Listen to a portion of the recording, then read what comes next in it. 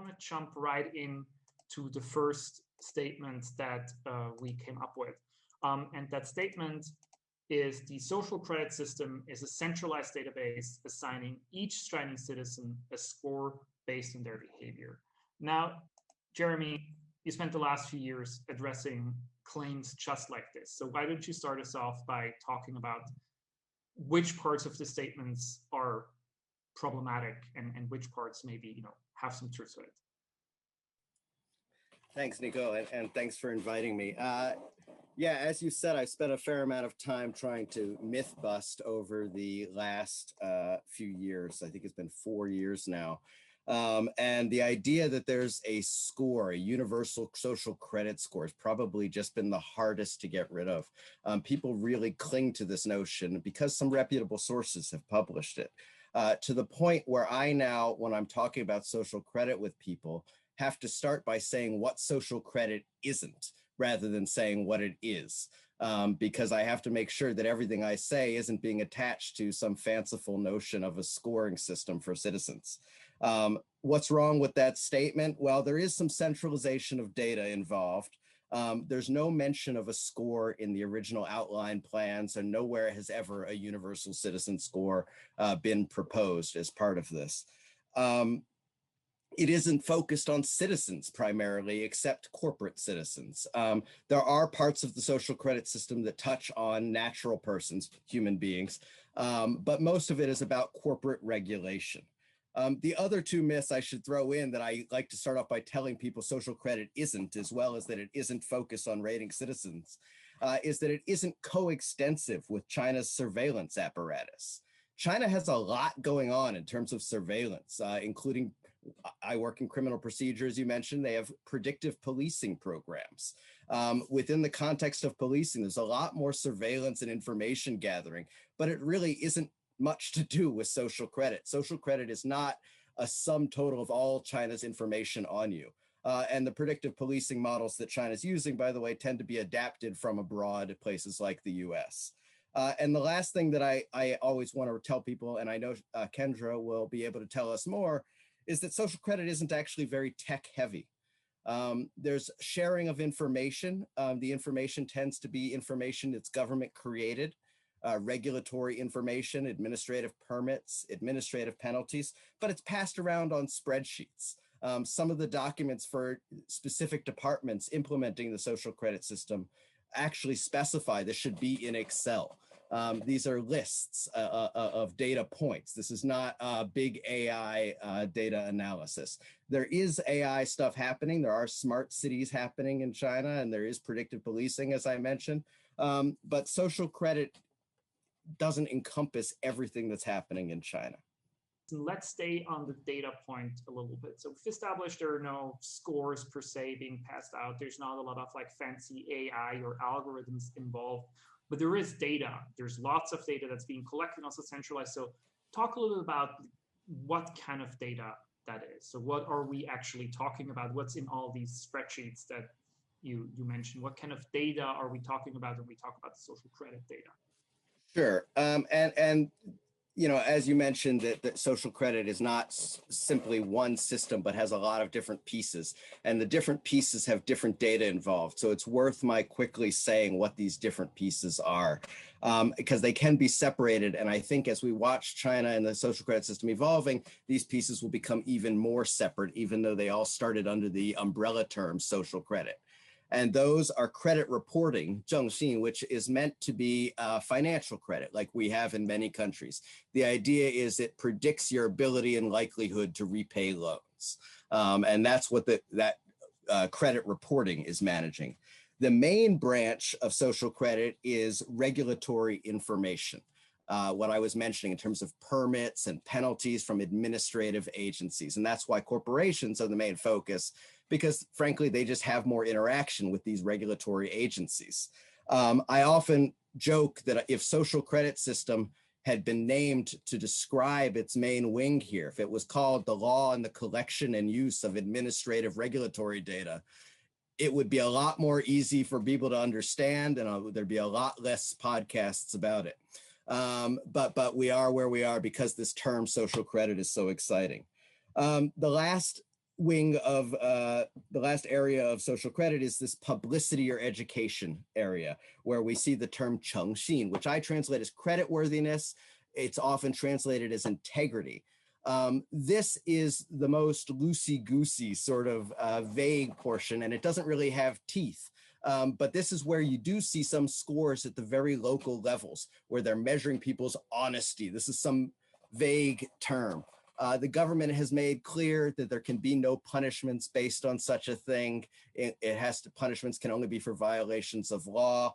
Chengxin, this term, integrity, creditworthiness, is literally one of the core socialist values campaign in China, a promotional spiritual morality concept. And I honestly don't spend a lot of time looking at it, because I looked at it to see if it was something being used to impose penalties on people, saw that it wasn't very meaningful, and that the administrative regulatory side was, and spent more time on that.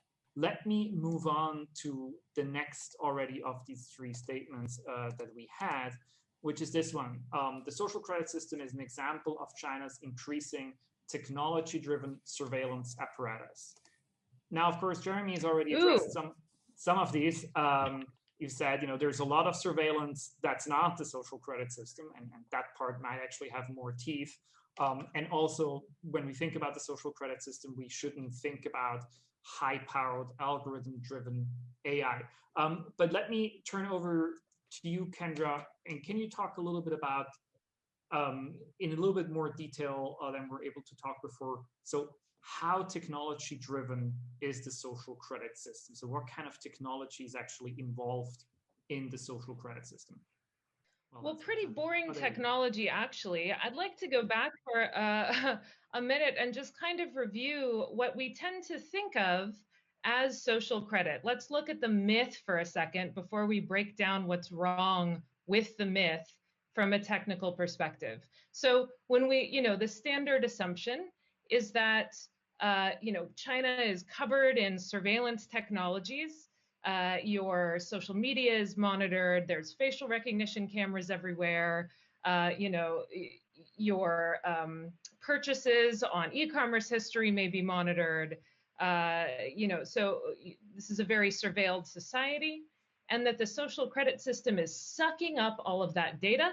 It's going into some kind of black box. And when you do something that indicates to this mysterious social credit system that you have violated a law or a moral principle, or you're a bad communist or whatever, so another automated process is kicked off, and ding, right, your social credit score goes down. This is kind of how we imagine, this is how we kind of imagine social credit.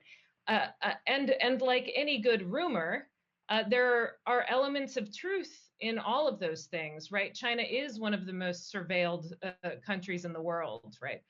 They are conducting experiments with, when I say they, some people are, some groups are conducting, experiments with facial recognition. Social media is censored, right? So there are all of these different pieces, but the problem is we've made a lot of assumptions about how those pieces fit together under social credit. The fact is that the data that is going into a social credit file that is being collected on every company and every citizen is not coming from facial recognition feeds. It's not coming from social media. It's not coming from e-commerce. It's not coming from any automated channel whatsoever. What's in a social credit file is government records that existed prior to the social credit system for the most part. So, we tend to think that the government sees its own role in social credit as a judge, that the reason that it's collecting all of this data is to make a score which will allow the government to be the final arbiter of what's good and what's bad. You're a 320 and you're a 750, you guys can't get married, this kind of thing. But, or, you don't get access to medical care, your social credit score is too low. In that role, the government is a judge, right? They decide, they have this kind of final decision-making power over your social status. But that's not the role from a data perspective. That's not the role the government is taking in the social credit system. The role they're taking is a data administrator's role. they're collecting all the government records from all of these siloed pools, right? The tax bureau and the social security guys and the this and the that and the this and the courts. And they're putting them in one pile to create a standardized social credit data set on which they hope lots of groups will use, not just the government, right? They hope that industry associations will use them to rate, use that data to rate companies, you know, is your product quality good? Is your service quality good? They hope banks will use that data to help make assessments of whether or not, you know, a company or a person is a lending risk. They hope, you know, they're even encouraging private app developers to use that data. So let's say, for example, you're making an app about like a job hunting app, right? And you want your users to know which companies are a good bet, right? For you want to know where you're going to get the best bang for your buck. You know, app developers are pulling in the social credit data, that standardized data set, those government records, to kind of underpin this. So that's really where the so the technology being used here, right, is not very exciting. Where facial recognition and remote sensing and social media and all this other stuff connects to social credit is very tangentially. So let's say, for example, you're caught on camera doing something illegal, or you know, you write something on social media that gets flagged. That sends a message to the government. You know, the government gets notified, the regulator that's in charge of that gets notified, an inspector comes to do an inspection of your factory, or you are issued some kind of penalty. A record of that penalty will go in your social credit file, right? It's collecting government records. So there's not this automated channel from you know, a camera or the technology straight into social credit, straight into some kind of score. It's that these technologies have the potential to alert you know, regulators to a potential crime, you know, or a violation of a potential law, which, as Jeremy has said many times, you know, we disagree with some of those laws. We don't agree with censorship laws necessarily. We may not agree with some of the laws that these technologies are flagging violations of. But the automation in that process is simply not there. Let me ask you the following. So I think there's some good stuff that's worth repeating in there. And I think the one thing I want to flag is that it's actually both of you have written, but haven't, I think, specifically mentioned. Kendra, you have compared social credit to an API, sort of an automated interface to like a data set. Jeremy, I think you've used the terms of like a user interface for China's legal system. So I think that's, you know, those are both similar and good analogies to kind of drive home the point that you've both made, that this is really a way of kind of standardizing what largely is data that has existed before, but it's now being compiled, it's being aggregated, and it's also being made available, which again, I think is notable because that's not, you know, how maybe government records in Western countries would work. We have not addressed what I think sort of like the underlying question for all of this, which is a question of why. Why has there been an ongoing effort in China from Chinese policy circles to build this system? What is the problem that it is trying to address? Because, you know, as you've both said, the goal here very obviously is not to regulate every aspect of citizens' behavior. It's not to issue a score, but there is obviously a point to it, or else it wouldn't be done. So, Kendra, maybe briefly, you know, if you had to answer the why question, why is there even a social credit system? Why do we need that? Well, you know, again, we have this kind of misunderstanding of social credit as a kind of black box, a secret government project. You know, we don't have a lot of information about it. It's scary, and you know, the government social credit is very well documented, you know, within China.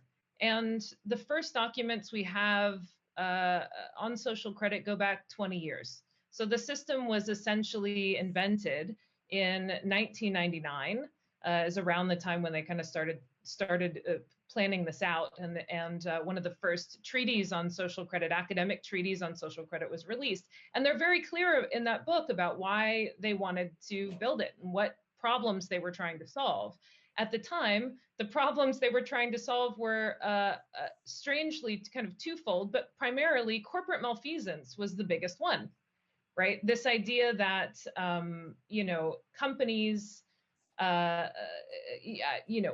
anyone on this call is probably familiar with what happened in China after, reform and opening up. The market was a big mess.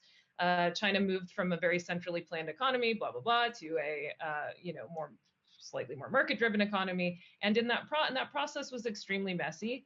People were doing business before there were good rules for business. The legal system was weak.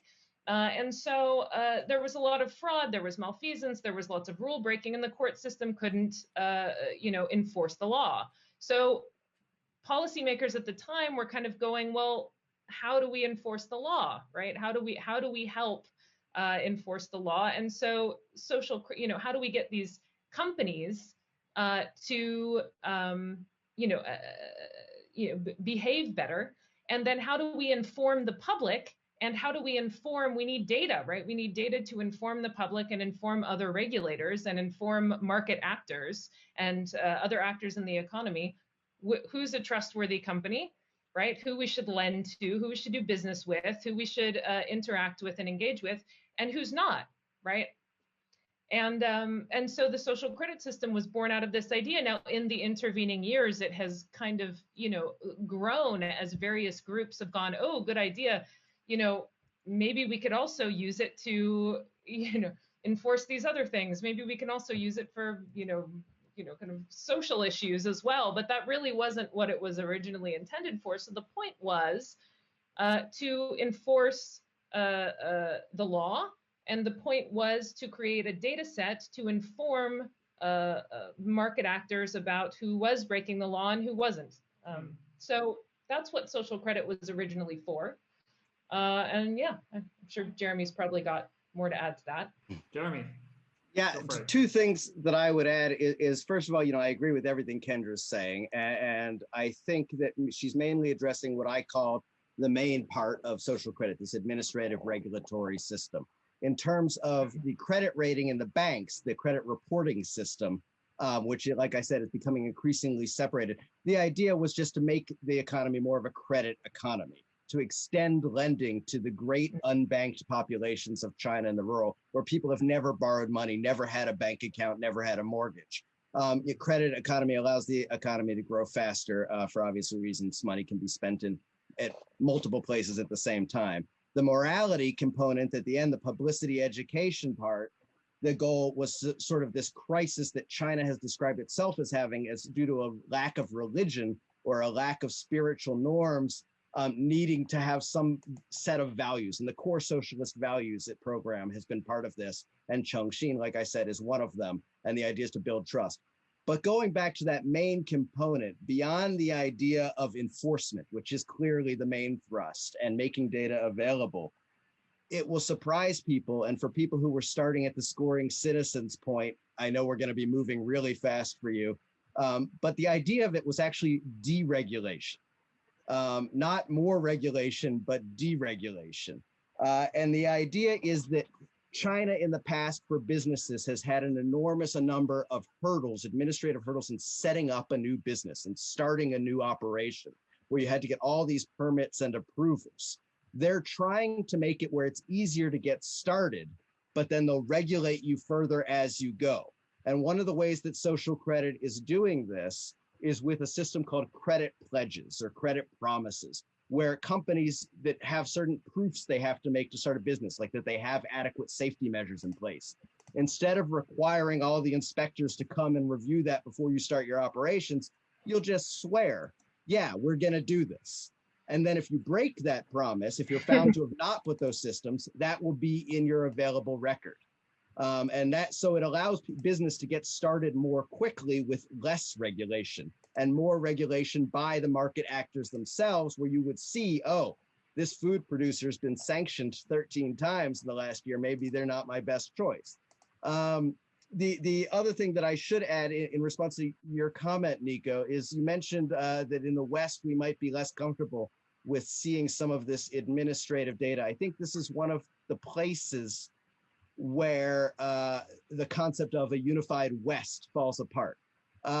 Different countries are quite different in their practices on this. In the US, if the FDA writes, the Food and Drug Administration writes a warning letter to a company, I can see those warning letters online. I have access to a lot of criminal and administrative regulatory data because we see it as part of our check on government, where you can access government action against citizens, including corporate citizens. From my understanding, in EU nations and other European nations, that data is much more private because there's privacy concerns and operational secrets concerns that are more protective. So the idea of this administrative information being available seems to shock Americans less than it does Europeans. Which is an interesting, I think, sort of interesting side observation that I'd love to sort of dive into. But in the interest of time, let me move on to this third statement, which is going to very briefly show, which says, as announced in 2014, the social credit system is fully operational today. So there is something called the 2014 planning outline, and there was a lot of media reporting that always said, right now the system is being tested, and then as of 2020, it's going to be fully operational. Now, clearly, nobody's flipped the switch. There hasn't been a huge change as far as I can tell in anybody's life in China as a result of this in 2020. So Jeremy, can you start us off by briefly talking about what did this 2014 outline actually say, and what was the 2020 deadline? What was supposed to happen this year, and did it actually happen? Yeah, I think that at the beginning of 2020, most of the goals for the social credit system had been met according to that outline. I would say, though, that it's an evolving thing, and that's why I pushed back hard early on against people saying 2020 was a deadline, because, China works on planning documents, and the planning documents are kept sort of intentionally vague with topic areas to move forward in, but everyone understands that these are works in progress. As Kendra mentioned, social credit as an idea has existed for some time, but what it's become now is quite different than what it has been perceived at earlier parts. And like I've said, I think social credit, the term, is going to be splitting into parts in the future. So what was supposed to be completed? One of the few hard deadlines there was the creation of a blacklist system. And this is the core part that does have some innovations from standard sort of administrative regulation. The idea was that agencies, government agencies with regulatory power, like Food and Drug Administration, would create rules for a blacklist. And the blacklist wasn't just that you got any punishment from them. It had to be a serious plus violation. So it would start with a serious violation and add something like a threat to public safety.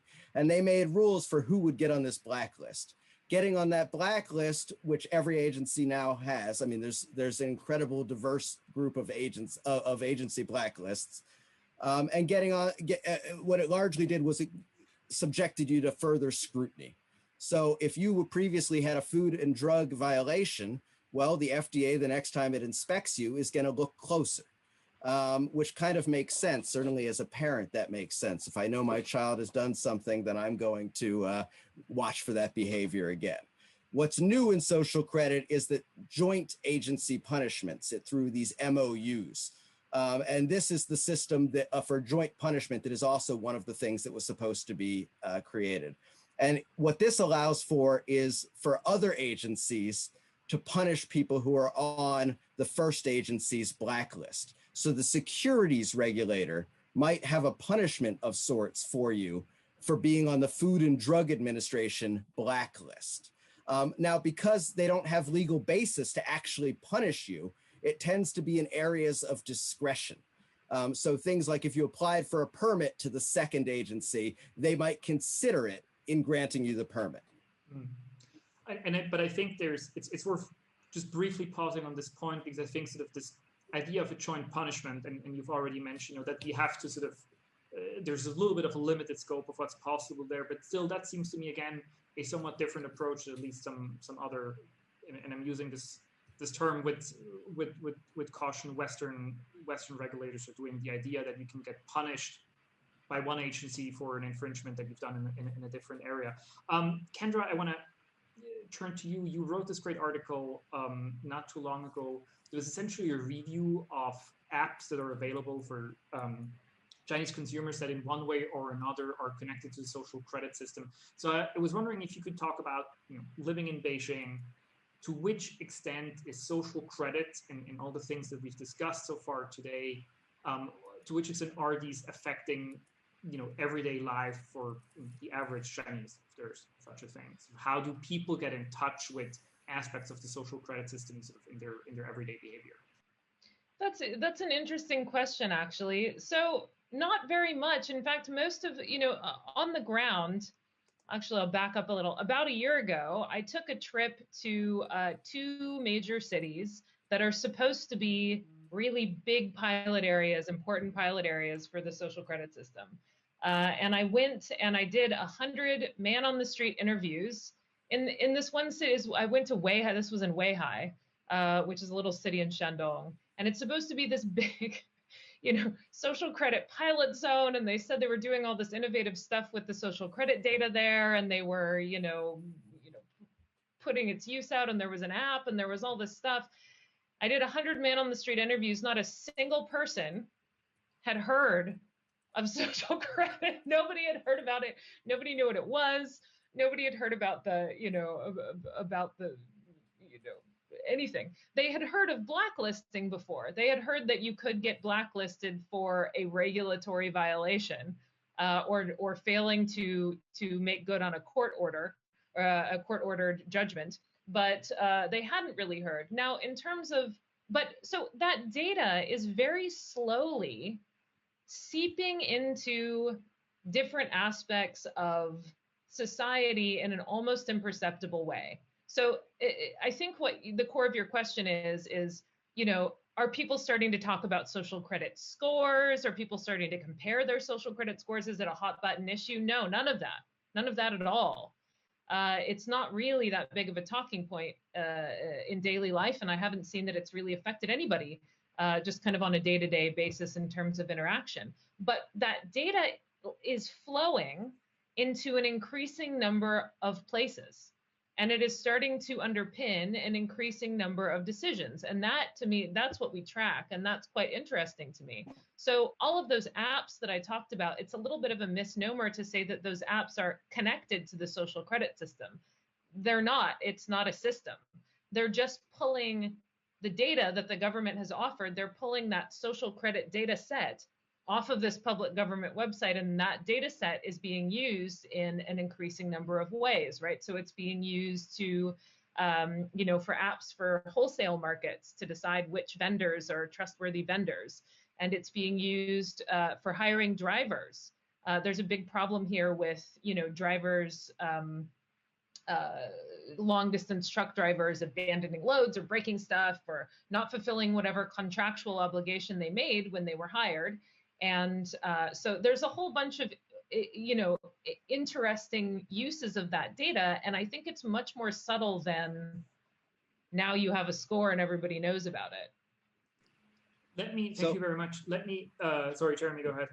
If you want to add I was just going to say that I've said many times that I think more people in America are aware of the social credit system than are aware of it in China. And this is because we've created a much more exciting thing. Legal professionals in China are just starting to get excited about it. Now, that said, I think it's worth noting that when I'm talking to corporate people, they don't know social credit really, but if you say the blacklists, they know what the blacklists are. Because it's part of their administrative regulatory environment. And people do know what's called the court judgment defaulter list. And this is really a unique part of it that's worth mentioning, because this is where a lot of the confusion comes from. The court judgment defaulter list is a list of only people who have outstanding court judgments against them, the ability to settle them, the ability to perform on the judgment, satisfy the judgment, who are not doing so. So it's a list of sort of deadbeats, is what they call it often, lao lai in Chinese. And this list is known to people. They know that this is the one that gets you banned from flying, from taking the fast trains, from sending your kids to expensive schools. This is the one that has every sexy consequence that you've heard of in terms of social credit. And when it's being covered in both Chinese language and English language material, they don't specify, well, this is for judgment defaulters. They often just use that slang word for deadbeats or something like this, and it creates a confusion about what the social credit system is. And I argue that the confusion is a feature, not a bug. China loves the idea, for both its citizens and for foreign people looking in, that it has the ability to have an all-seeing panopticon. This is a desirable thing. Part of the system is about enforcement, where part of enforcement is about deterrence. And if you believe you're always being surveilled, you might be, and that there's these harsh consequences for it, you might be willing to follow it in. So there frequently you hear something has been added to social credit. Something has been, there's a new penalty that can happen to you for social credit. But you have to do a little extra research to figure out what they're referring to when they call it social credit. For an example, Kendra and I were discussing just the other day, eating on the subway was said now to get you in bad trouble on social credit. And what it actually meant was, if you receive an administrative penalty for eating on the subway, which is almost no one to enforce such a thing, but it is technically legally allowed, then that administrative penalty would be recorded in your social credit file because you received an administrative penalty. Sorry, because we're sort of running a little bit on time. I think you already addressed part of an audience question that we got, which, the question was, are you saying this myth of an Orwellian high-tech credit system is entirely without merit? And I guess, to a large extent, yes, that's what you both have been saying. And then the question was like, how come it survives and thrives? And Jeremy, I think you made a very convincing argument, why it's actually in the interest of, at least the Chinese government, whether that's federal or local, to sort of make this sound much more sort of high tech and all encompassing than it is. Why? So this is an answer to why the myth survives, from a Chinese side, but why has this myth been so sticky in English language reporting, but also in European and non-English speaking media? We've seen this over and over again. So why is the story so attractive? Why do we keep believing that social credit is something that it's very obviously not? I can explain the two things that I think are the main factors in why this myth persists. One is about our relationship with data, and the other is about our relationship with China. And by our here, I'm meaning the US mainly, but also just English language coverage of China. I think that, we often like to talk about China's building a dystopian society. Well, I got news for everybody. We're in a dystopian society. I don't know about you, but I'm currently trapped out of my normal home in Beijing due to a raging pandemic. There's genocides happening in China and elsewhere in the world. I'm having a Zoom conference with people around the world, which is my primary way of interacting with people. Big data changes are happening everywhere. And in the US, we use another SC, not social credit. We call it surveillance capitalism, to talk about corporate use of this data to profile and control us. I mean, just to finish my point then, I think what happens is that China, for the US being literally the other side of the world, an often orientalized and sort of treated as a great mystery nation, we use it to project a lot of our stuff on it. We in some ways are justified in doing this because we take our concerns about our society and the use of data and we project it on China and assume the worst. And part of that is justified because we know that China does govern differently. It is more of a control-based model. And what if a government started doing everything that Facebook and Google does with data and really having that level of sophistication? Fortunately, China isn't quite that kind of a cartoon. It is a government of many, many people trying to largely function. And while certainly there are things we can complain about China in Hong Kong and Xinjiang, there's very legitimate concerns to have about China. But largely with social credit, what they're trying to do is make governance more efficient and effective through the ways we've been talking about. All right. We're already approaching the very, very end of this conversation. There are a few questions from the audience that we weren't able to address. I do want to ask you both this final question, though, and hopefully we can address some of the audience questions within that as well, is where do we go from here in terms of social credit? So if we continue to monitor this topic, which I know both of you are, and we will too, what should we look out for, let's say, in the next 2 to 3 years? Maybe Kendra, if you can hear us, you can go first, and then Jeremy can finish. For me, I'm basically looking at how the data is expanding. Right now, the Chinese government is collecting only government records, but there are some indications that they are also, some very clear indications, I should say, that they are exploring other kinds of data to use, and whether or not market-generated data. So, the data that's being collected in social credit now is data that's generated based on people or companies' interactions with the government. They're looking into how they might collect data and standardize data and make data usable based on a person or company's interactions with the market. So, for example, consumer complaints, sent into a government-run hotline or that kind of thing.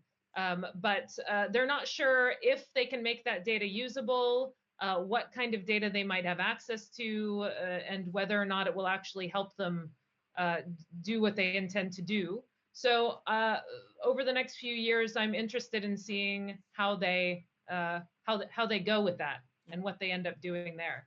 Yeah, Jeremy, beyond adding market-generated data, what are the social credit innovations that you're watching for coming in the next few years? Yeah, I've sort of been getting out of the prediction game after the last few years in this reality, but there are a lot of clear signs of where things are headed.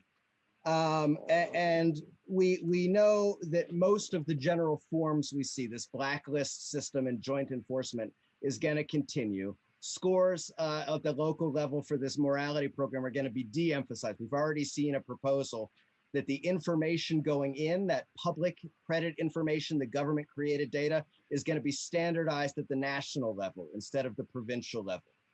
That's already been proposed as legal data. We're going to see increased ways of accessing and correcting your own data, because that has been a big concern about business in dealing with these credit records. We're going to see the concept of hierarchical management. This is the idea of creating not scores, but grades or rankings within industries. Sort of like when you go to a restaurant, you see the A, B, C, D for food safety on the window, or you might have a star system where you live, but a lot of countries do this.